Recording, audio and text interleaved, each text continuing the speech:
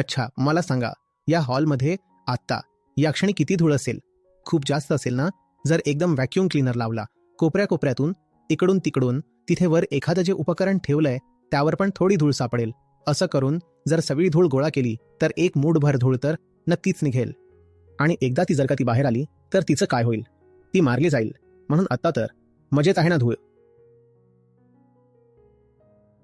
पण जर ती एकत्रित झाली आणि तिने जर आपलं अस्तित्व दाखवलं, इंटिग्रेटेड, युनिफाईड, एकीकृत असं, तर मारली जाईल ना? मग बघा, ही धूळ किती चलाख आहे, जी अगदी दीनहीन होऊन, चूर्णवत होऊन विखुरलेली राहते, जेणेकरून ती सुरक्षित राहील. आपण काही म्हणतोय का धुळीला? नाही, कारण ती अशा पद्धतीने विखुरलेली आहे की तिचं अस्तित्वच दिसून येत नाही. जणू तिचं आयुष्य सामान्य माणसाचं आयुष्य बनून गेलं आहे.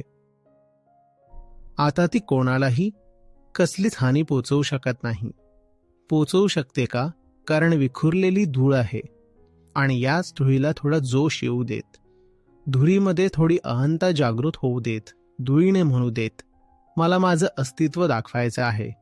आणि धूळ आत्ता इथे एखादा गोळा बनून खाली पडू देत, तर आपण लगेच उचलून तिला बाहेर फेकून देऊ ना? मग बघा, धुळीने कशी हुशारी दाखवली. तिने स्वतःला विखरून टाकलं. तिने स्वतःला अस्तित्वहीन करून टाकलं. ती अनुपस्थित झाली. मी काही राहणारच नाही आणि काहीही न राहता तिने सदासाठी आपल्या असण्याचा प्रबंध केला. हा आहे साधारण अहंकार.